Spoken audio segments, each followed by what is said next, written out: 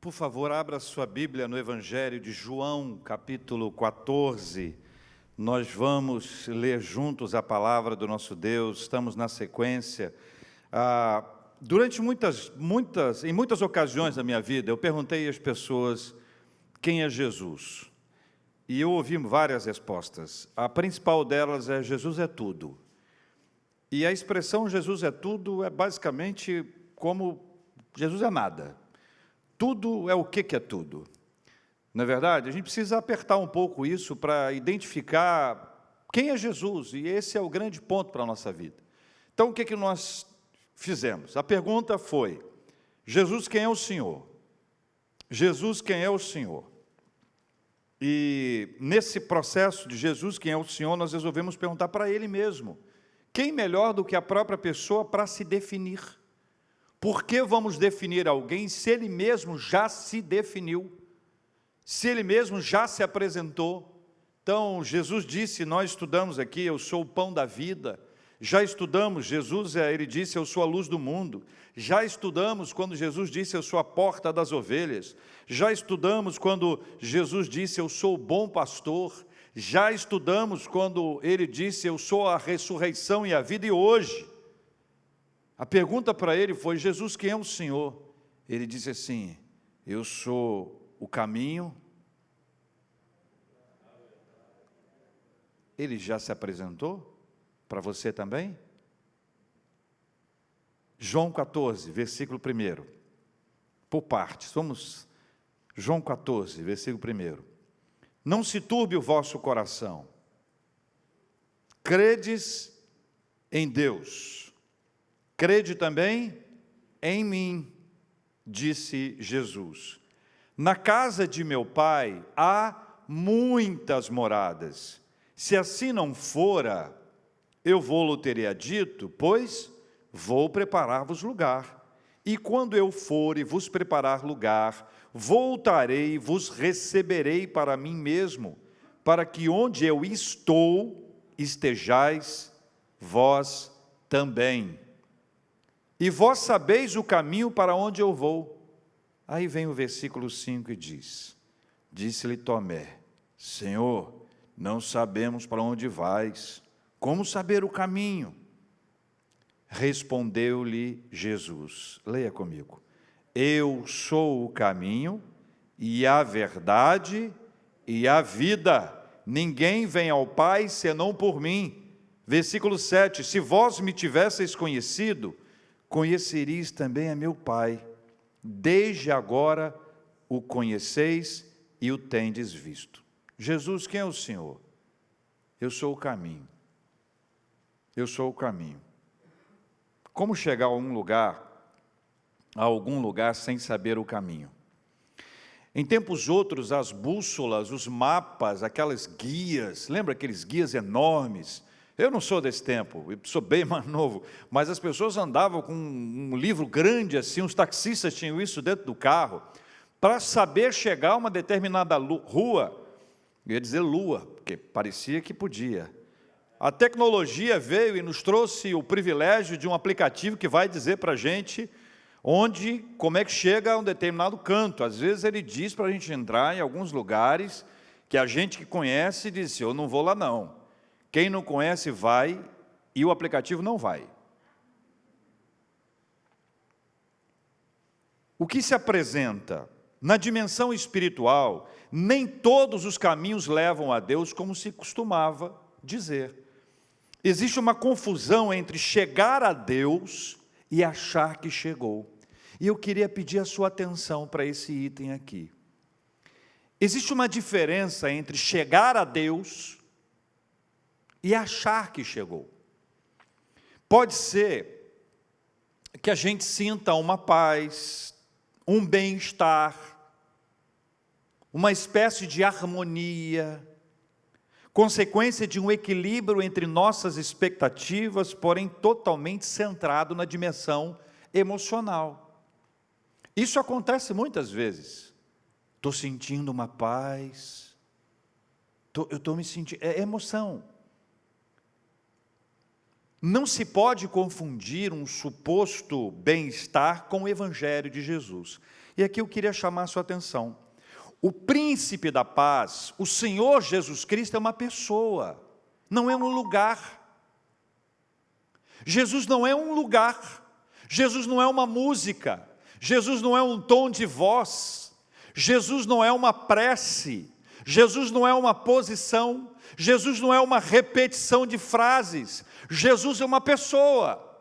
Então, se não houver um encontro com a pessoa, o que poderá acontecer, e pode ser que aconteça na vida de muita gente, isso é extremamente recorrente, é uma questão que atua tão somente na dimensão emocional, que dá uma sensação boa, que dá uma sensação gostosa, mas é temporária, é passageira, é superficial. Quando vem a chuva, quando bate o vento, vem a tempestade, o deserto ou qualquer momento complexo da nossa vida, isso tudo passa, porque isso está atrelado a um determinado momento ou uma determinada sensação. Jesus, então, ele não é um lugar, Jesus não é um tipo de meditação, uma repetição de frases, tampouco ele é um repertório musical. Jesus é uma pessoa, e exatamente por conta disso ele ensina que ele é o caminho. E aqui tem duas vertentes fundamentais para o nosso entendimento. Jesus ensina que o único caminho para chegar ao Pai é por meio dele. Versículo 6 diz: ninguém vem ao Pai senão por mim. Não erre esse texto. É vem ao Pai, não é vai ao Pai.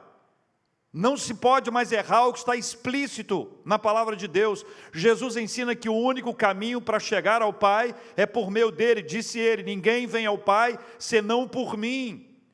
Objetivamente entenda, Jesus ensina o caminho para se chegar a Deus. Então o que ele conta? Ele diz que tem um caminho. Ele diz que o caminho é ele. E que para se chegar a Deus é necessário que haja uma caminhada. E aí se abre um leque importante para o nosso entendimento aqui. Então, ele diz, tem um caminho. Ele diz, ele é o caminho. E ele ensina que todo o processo com ele é de uma caminhada. Não é uma experiência única. Não é um momento apoteótico da nossa vida em que essa história fica registrada e acabou. Há um processo, uma caminhada especial. Na dimensão intelectual, nós precisamos saber quem é o caminho. Na dimensão emocional, a gente sabe que o caminho nos faz bem, e esse caminho nos conecta a Deus. Mas no aspecto espiritual, após saber o caminho, a caminhada é uma consequência maravilhosa e cheia de graça. Então o texto de João, Jesus ao se apresentar, eu sou o caminho, ele está dizendo, olha, para chegar ao meu Pai, tem que passar por mim, eu sou o caminho. E este caminho, à medida que eu tomo conhecimento que Jesus é o caminho, eu passo a ter com ele uma caminhada. Então essa caminhada com ele é a dimensão espiritual, que atua na área intelectual, que atua na área emocional, mas não fica restrito a essas duas áreas anteriores, pelo contrário, ela mergulha na profundidade de uma caminhada, de um relacionamento, de intimidade com o Senhor. Jesus nos leva, portanto, por uma caminhada que, ainda que não seja iniciada subjetivamente ainda que seja iniciada subjetivamente antes de nós nascermos e de o conhecermos, ela se manifesta objetivamente ao assumirmos o nosso compromisso pessoal e professarmos a nossa fé em Jesus, dizendo que Ele é o nosso Senhor e Salvador. É uma história nova que começa. É uma história nova, é um caminho novo, é um roteiro novo, é uma trilha nova. E o que Jesus propõe para a gente é isso. E eu me lembrei da experiência de alguém muito conhecido na Bíblia, eu gosto de dar exemplos claros. Zaqueu pode nos ajudar a entender o que é isso. Antes de conhecer o caminho e começar a caminhada, o maioral dos publicanos, ele amava as riquezas, e para obter as riquezas, ele não se intimidava em extorquir e defraudar as pessoas.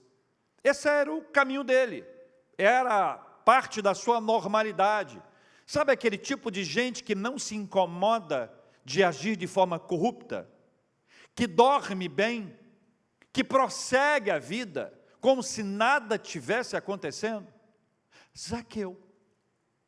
Ao conhecer o caminho, acontece uma virada. Imediatamente, necessariamente imediatamente, começa a caminhada. Não se permanece vivendo como se desconhecesse o caminho, não dá mais. Não é possível permanecer a vida como se o caminho fosse outro. A caminhada, ela é objetiva e ela deve acontecer imediatamente. E aqui é um ponto muito importante. O conhecimento do caminho nos leva a querer seguir a caminhada com Jesus. E Ele mesmo nos ajuda na caminhada. Então o que acontece? Jesus, Ele é o caminho, Ele nos convida a caminhar com Ele. A gente diz para Ele assim: Jesus, largar isso é difícil, ter essa mudança é complicado, eu sofro nessa área, mas Ele vai nos ajudar na caminhada. Então, Jesus não é aquele que abre a porta para a gente dizer assim, ó, o caminho é esse aqui, ó, segue em frente. Sabe quando você pede informação na rua, num posto? A gente tem isso ainda, não tem? Chega em um determinado lugar, o Waze não tá bem claro, caiu a nossa conexão, você para perguntar onde é que é. Em geral, homens fazem isso com facilidade. É verdade, meninas? Estou vendo que não. Estou vendo que não. O que acontece? Não é uma pessoa que lá no posto de gasolina nos aponta o caminho, diz, olha, vira à direita, depois à esquerda, depois você cruza, tem uma rotatória, você vai ver uma praça, uma casa verde, à direita você entra. Na segunda rua você já não sabe mais nada do que aconteceu. Jesus, o que Ele faz? Se fosse um carro, Ele disse, eu te levo lá. Ou como algumas santas pessoas aparecem na nossa vida que vão à frente num carro e me siga. E a gente segue e diz assim, será que está me levando no lugar certo? Também Jesus tem misericórdia, me livra do mal. Jesus repreende essa... Jesus, ele vai nos mostrando todo o processo. Ele não apenas é o caminho, Ele fala do caminho, Ele nos chama para a caminhada, mas Ele anda com a gente. E o que acontece com Zaqueu é essa mudança. O caminho de Zaqueu era um, o caminho que ele segue agora é outro, porque o Senhor agiu, entrou na vida dele. O que Deus nos chama, o que Jesus nos chama, o desafio para nós hoje é, existe um caminho para se chegar a Deus. O caminho é Jesus. Segundo, Ele nos convida para uma caminhada. Terceiro, Ele vai caminhar junto conosco. Deu para entender? Amém, irmãos? Segundo, Ele disse, eu sou o caminho e eu sou a verdade. Verdade. Os que conhecem o caminho, estão na caminhada, aprendem a verdade. Aprendem o que é verdade. Esse texto nos mostra que todas as não-verdades são reveladas diante de Jesus. O contexto anterior, o capítulo anterior, o capítulo 13, dá dois flashes assim, sobre a vida de Pedro e a vida de Judas. Então você tem dois encontros curiosos. A fé aparente de Pedro não se sustentou ao ser confrontada com a verdade. Jesus disse, você vai me negar. A hipocrisia e a maldade instalada no coração de Judas não permaneceu, pelo contrário, se tornou transparente a partir de Jesus, que é a verdade. Então, a não-verdade se desfaz diante da verdade. Aonde Jesus entra, a mentira não prossegue, não prospera, não se consegue mentir para Jesus. Nós mentimos uns para com nós não, que nós somos aqui os que não mentem. Existem aqueles que mentem uns para os outros. Mas diante de Jesus não se consegue mentir. Jesus sabe exatamente quem nós somos, a história da nossa vida, o passado, o presente até o futuro. Jesus sabe todas as coisas. Diante de Jesus a verdade prevalece. Foi assim quando ele foi conversar com Pilatos, quando Pilatos estava interrogando a Cristo. João capítulo 18 revela isso. Acontece uma conversa assim, logo tu és rei, disse Pilatos. A Jesus respondeu, tu dizes que eu sou rei, eu para isso nasci e para isso vim ao mundo, a fim de dar testemunho da verdade. Todo aquele que é da verdade, ouve a minha voz. Perguntou-lhe Pilatos, que é a verdade? Pilatos queria Tendo dito isso, voltou aos judeus e lhes disse: eu não acho nele crime algum. 2 detalhes. Primeiro, que Jesus não tinha crime, nem pecado. A verdade veio à tona. Segundo, ele declara que veio para dar testemunho da verdade. E diz mais: quem é da verdade, ouve a voz dele, consegue ouvi-lo. Na esteira das questões que envolvem, por exemplo, as leis, vamos lembrar o quanto as leis, os seus códigos, eles são dinâmicos, elaborados, revisados, alterados ao longo dos tempos, mas a Bíblia é única. A Bíblia permanece para sempre. Os códigos de lei são diversos, seguindo os países. Em alguns países, como os Estados Unidos, tem leis que são para cada um dos seus 50 estados, mas a Bíblia é única. Enquanto única, ela é única no Brasil, e ela é única no planeta. Enquanto as leis do mundo são relativizadas por conta do tempo, ou em razão das culturas locais, Jesus é a verdade sólida, estável, global e absoluta. Vou dar para vocês um exemplo. Adultério. No Brasil, adultério não é crime desde 2005. Quando alguns têm essa informação, dizem: mas era crime antes? Era. De 2005 para cá, adultério não é crime. Mas é pecado?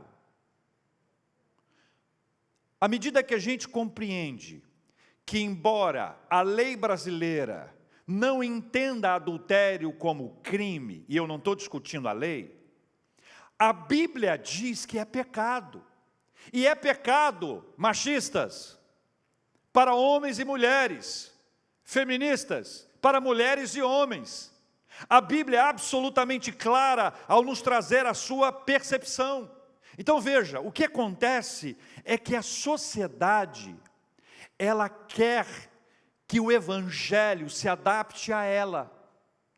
A cultura quer que o Evangelho possa se moldar a ela. O que haveria então? Haveria que o Evangelho seria moldado, ele seria mudado, ou para usar uma palavra moderna, atual, na onda, atualizada. Ela seria atualizada para uma realidade qualquer, ou seja, muda-se a perspectiva da sociedade, então muda-se a Bíblia. Então vamos mudar a Bíblia? Afinal de contas, se no Brasil isso é assim, ou se a pressão do grupo A, B, C, D, vamos atualizar a Bíblia. A Bíblia não está boa, a Bíblia está antiquada. É por isso que alguns grupos dizem que os cristãos são conservadores, antiquados, ultrapassados, caducos. Alguns são mesmo, mas estou falando em outro sentido. O que se espera? Se espera que a gente flexibilize. O que se espera? Que haja uma relativização. Ah, pastor, não vem com o pastor não, conversa com Deus, é com Ele. O que é mais importante? A minha opinião que muda ou a palavra que permanece? Você compreende isso? Você compreende que essa Bíblia foi lida pelos meus pais, pelos meus avós, bisavós, tataravós? É essa a realidade da palavra que não muda, nós que mudamos, nós que somos moldados a ela. A grande verdade do Evangelho é que a expectativa que se pode criar em relação à Bíblia é que ela seja de acordo com a minha vontade, que ela se adapte a mim, que ela se molde a mim, e não o contrário. E aí vem Paulo e diz: olha, não vos conformeis com este século. Até o som quer participar da relativização do processo. Não vos amoldeis, não tomem a forma desse mundo. De tempos em tempos os ventos sopram, mas quem edificou a sua casa sobre a rocha permanece para sempre. Amém, meus irmãos? Não é fácil, não. Final de 2016, o dicionário Oxford, todo ano eles elegem a palavra do ano, e elegeram a expressão pós-verdade. Então, falando de verdade, Eles estão falando de pós-verdade e definem assim: tem relação com ou denota circunstâncias em que fatos objetivos têm menos influência na formação da opinião pública do que apelos a emoções ou crenças. Na esteira da pós-verdade, surgiram duas expressões, uma muito conhecida. A primeira é fatos alternativos. Por exemplo, o Instagram diz que para ter uma conta lá tem que ter uma idade X. Quantos anos são? 13? É isso? Quem sabe aí? Olha para mim e responda. Responda com a voz, assim, para eu poder ouvir. Ninguém tem Instagram aqui na igreja. Ou todos têm mais de 13 anos. Não é isso? 13 anos. Muito bem. Conversando com uma pessoa que tinha menos de 13 anos, eu disse: você tem conta no Instagram? Tenho. Mas você não tem idade. Quando você coloca a idade, você mente? Aí o menino disse: não,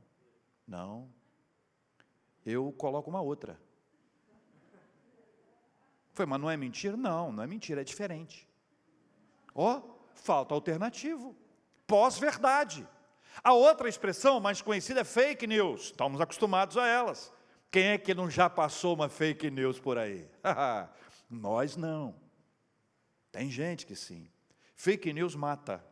Fake news mata. Fake news destrói. Fake news, as histórias que eu conheço, eu trabalho na imprensa há muitos anos, as histórias que eu conheço de notícias equivocadas, transmitidas como verdadeiras. Veja, não é um boato, não é assim, me disseram, não é isso. Se apresenta uma inverdade como se verdade ela fosse. Fake news. Então, quando Jesus ele traz essa palavra da verdade, na contramão de toda essa história, lá no passado já vem Jesus para dizer sobre a verdade, para nos trazer o Evangelho de Jesus, que é verdadeiro, que é de verdade, que é a verdade. Para os que conhecem a Jesus, essa palavra é música suave para o coração. Para quem ainda não conhece, eu vou fazer um desafio sincero. Caminhe com Jesus um pouco, e você conhecerá a verdade. Ainda que você diga assim: pastor, mas tem coisas que eu não concordo, eu acho um absurdo isso, aquilo, você vai fazer a sua listinha. Caminha, vai conversando com ele, à medida que você for conversando com ele, você vai aprendendo, talvez ouvir uma outra coisa, um outro lado, um ponto de vista que você nunca ouviu, ou até chegar a ponto de compreender que na verdade a gente estava errado, e a gente brigou com Deus a vida inteira, querendo uma coisa, e Deus disse: olha, não é isso. O desafio é a caminhada com o Senhor. Na caminhada você o conhecerá, e se conhecerá como jamais imaginou ser possível. Por isso ele disse: eu sou o caminho e a verdade, para terminar, e a vida. E a vida. Na caminhada com Jesus descobrimos a verdadeira vida. Um poeta cristão de 1519, contemporâneo a mim, fundador de duas bandas importantes para a música evangélica brasileira, uma banda Rebanhão, outra chamada Banda Azul, lançou uma música chamada Baião. Quem for de 1519 como eu sabe que quando essa música chegou, ela mexeu com toda a estrutura da igreja no país inteiro, porque foi uma repercussão muito grande. Dizia à época o poeta Janires: minha vida aqui era muito louca, só faltei correr atrás de avião, mas Jesus entrou no meu deserto, inundou o meu coração. Eu era magro que dava dó. Cantei essa parte várias vezes. Dizia: é a minha vida, está falando de mim. Pensou em mim, foi inspirado em mim. Meu paletó listrado era de uma listra só. Que sujeito magro. Mas Jesus entrou no meu deserto, inundou o meu coração. A canção fala da vida que inunda o deserto. Pense nessa cena. Um lugar seco, absolutamente seco, estiagem absoluta, daquelas imagens de terreno cheio de erosão, cheio de buracos, e de repente a água chega, e a água quando chega, ela gera vida. É essa a fala do poeta, para dizer para a gente, olha, quando a vida chega ao deserto, ela transforma o deserto, o lugar seco, estio, com estio, ele vai experimentar a vida, absolutamente vida. Em João 10:10, Jesus disse, eu vim para que tenham vida e a tenham plenamente, ou a tenham em abundância.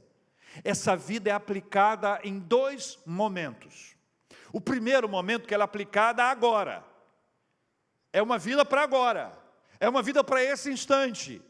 É aquela vida que você diz, eu não aguento mais a minha vida. Aí você ora, busca o Senhor e Jesus te dá uma nova vida. Jesus muda a sua história, Jesus muda o seu coração, Jesus muda tudo. É assim que Ele faz. Tem um cara lá em Gadara, diz a Bíblia, famoso. Gadara é uma região que fica ao redor do mar da Galileia. Eu nunca estive lá.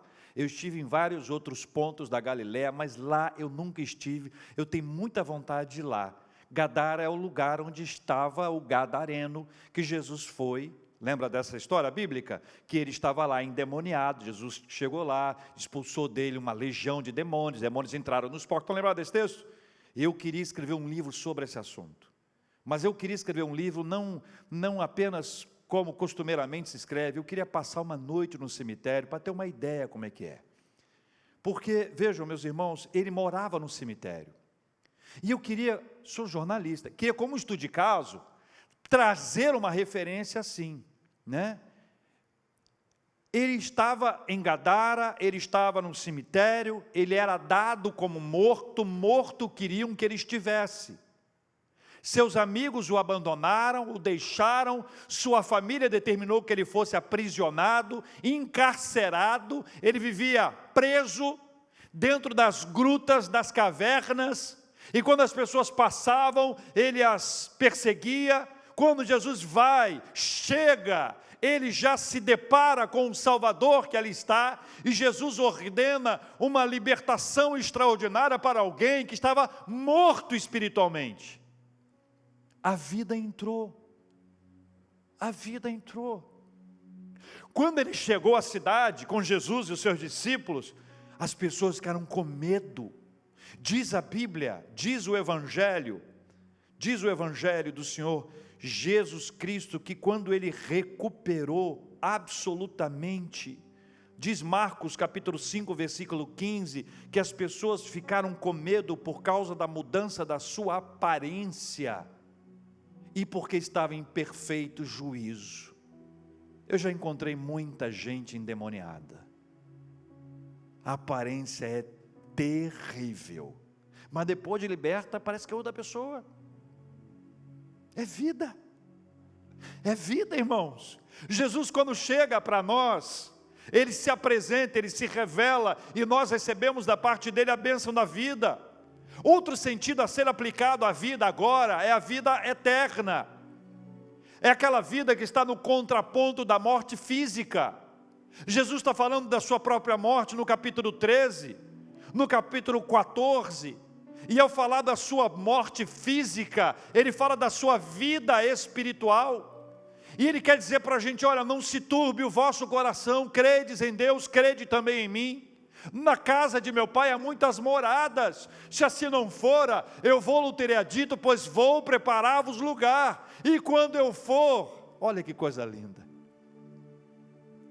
eu vou vir buscar vocês, porque onde eu estiver, eu quero que vocês também estejam comigo. Dois aspectos da vida, a vida agora, nesse exato instante, a vida futura, ou seja, a perspectiva da eternidade, que Jesus coloca diante de nós, para nos fazer compreender aquilo que Ele traz de verdadeiro, de profundo para a nossa existência. A vida plena, excelente, com abundância, e a vida eterna, a certeza inequívoca, que o nosso nome está escrito no livro da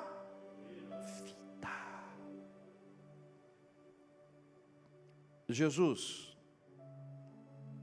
quem é o Senhor?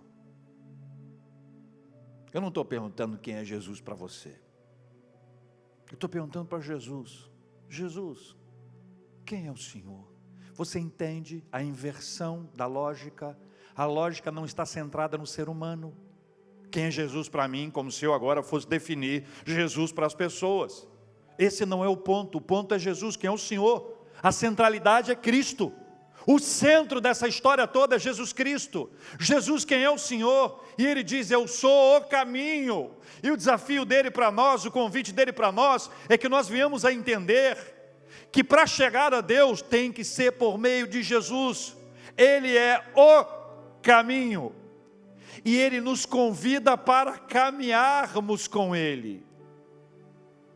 E na caminhada, Ele vai nos ajudar com as nossas lutas, Ele vai nos falar o que é verdade. Sabe por quê? Porque na caminhada com Jesus, a não verdade não prospera. A falsidade, a mentira não prospera. Aquilo que não é de Deus não prospera. A verdade da palavra do Senhor que não é relativizada, que não vai se adaptar às gritarias, às euforias, os apelos, mas cada vez que nós caminhamos com Jesus, nós vamos aprender qual é a verdade, Jesus. Qual é a verdade sobre esse assunto? Qual é a verdade sobre aquele tema? Mas Ele não faz isso para deixar a gente triste, não, pelo contrário, Ele quer libertar a gente da morte espiritual. Por isso, o caminho, e a verdade, e a vida. Na caminhada, vamos aprender o que é verdade. E na caminhada, vamos experimentar a vida. Amém, meus irmãos? Vamos orar? Você pode ficar de pé. Quero convidar você a orar comigo nessa hora. Quero trazer esse momento de desafio para nós orarmos. E existem tantas questões que nós podemos mudar de opinião ao longo do tempo, né? É tão bom mudar de opinião quando nós estamos errados. É tão bom dizer, poxa vida, eu errei, eu falei coisa que não devia. Isso acontece com você, comigo, com qualquer um de nós.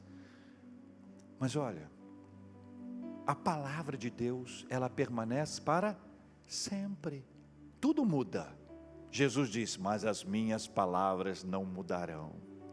É engraçado que quando é favorável, eu quero. Mas quando mexe comigo, eu digo, tem que mexer. Não, isso aí, tem que ver o contexto. Mas se for o Senhor meu pastor, nada me faltará. Levo meus olhos para onde virá o socorro. Meu socorro vem do Senhor que fez os céus e a terra. Aquele que habita no esconderijo do Altíssimo, a sombra do Onipotente descansará. O que for favorável é meu. Essa palavra é para a minha vida. Mexeu comigo? Não. Aí tem que repensar, porque na verdade, essas questões que envolvem esse tema, são questões que nós devemos, analisar de acordo com a cultura, o contexto. Se você já fez exegese, hermenêutica, falar de Sitzenleben, veja, quando a gente trabalha com a palavra do Senhor, a gente tem que ser honesto. A, B, C, D. Gênesis, Apocalipse, lógico. Tem contexto? Lógico. Questões culturais? Claro que tem. Mas logo naquilo que a gente discorda, logo naquilo que mexe com a gente tem que aprender a ter submissão à palavra do Senhor. Sujeitai-vos a Deus. Não é fácil. Tem coisas que mexem com a gente. Sabe o que eu aprendi? Depois de alguns anos de crente, eu aprendi o seguinte, Senhor, o que eu não sei, eu vou caminhar mais com o Senhor.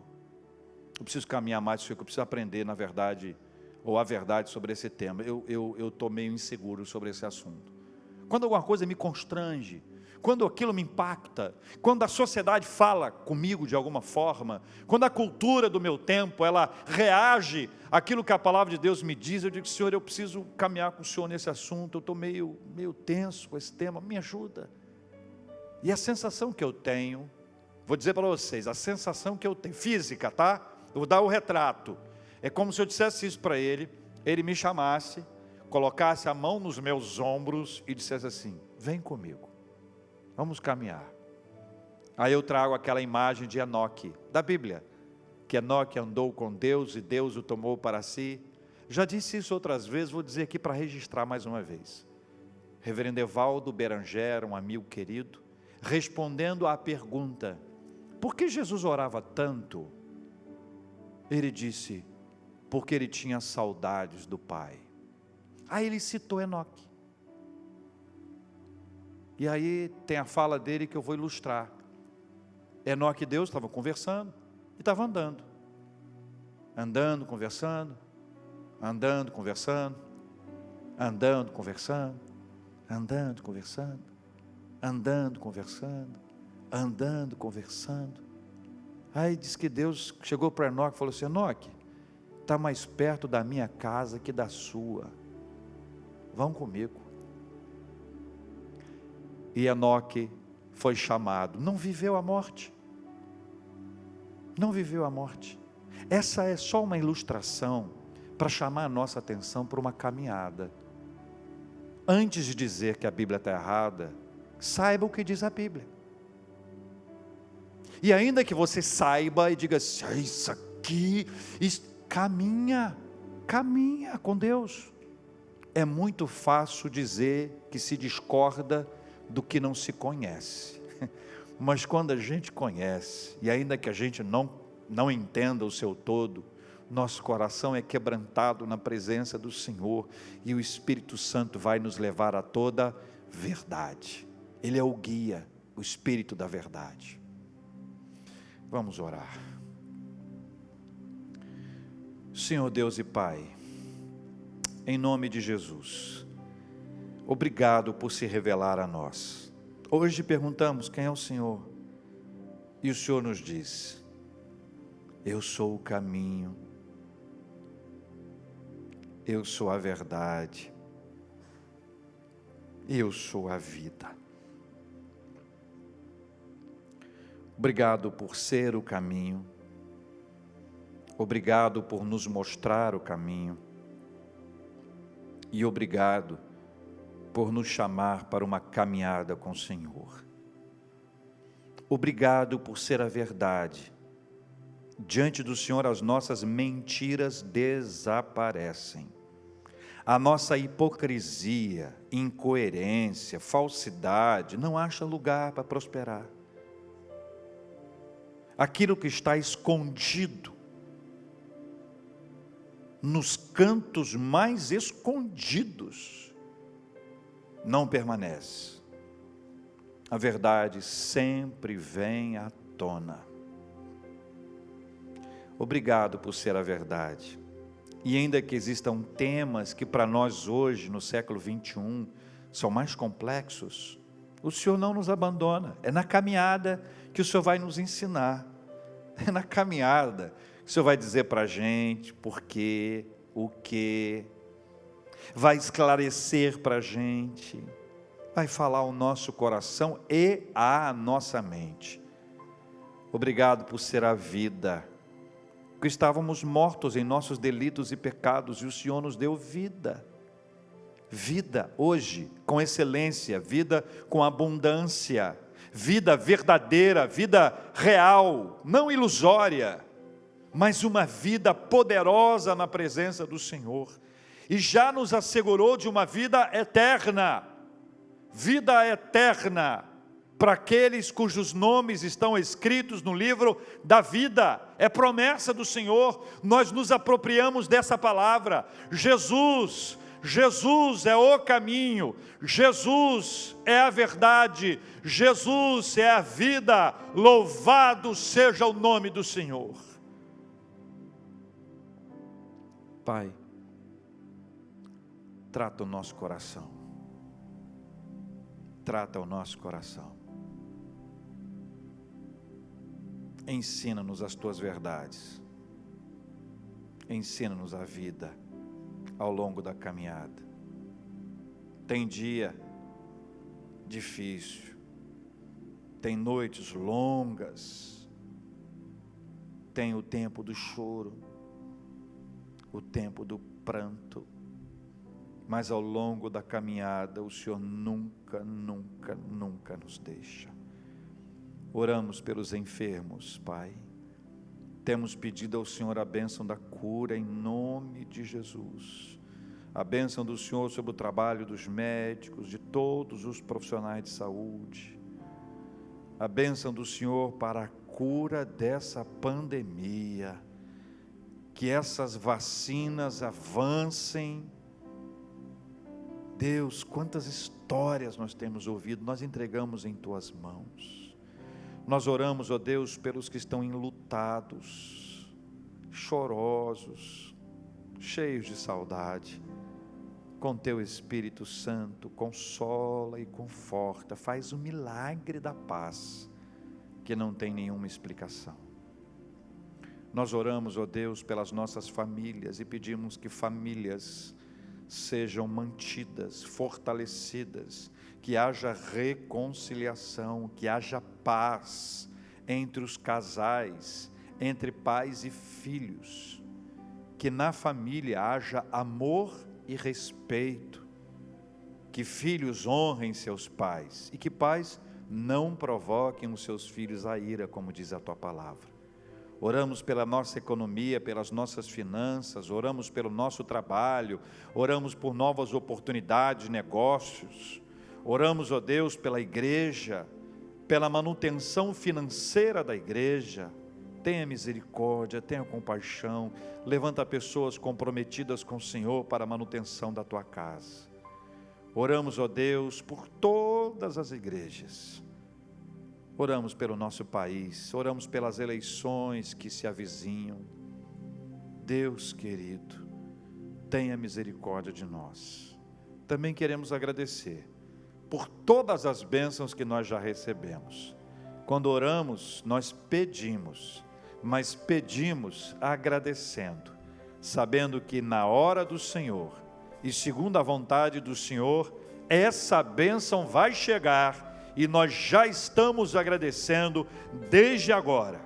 E se não chegar, chegará a paz. Em momento algum nós perdemos. Em todo momento que nós oramos e entregamos, o Senhor sempre derrama sobre nós a sua bênção. Por isso, juntos, como família, irmãos e irmãs, nós queremos agradecer ao Senhor por todas as bênçãos em nome do Senhor Jesus, que é o caminho, a verdade e a vida. Amém. Hoje acordei com a intenção de te falar tudo que eu vi e percebi você fazendo a mim sem merecer.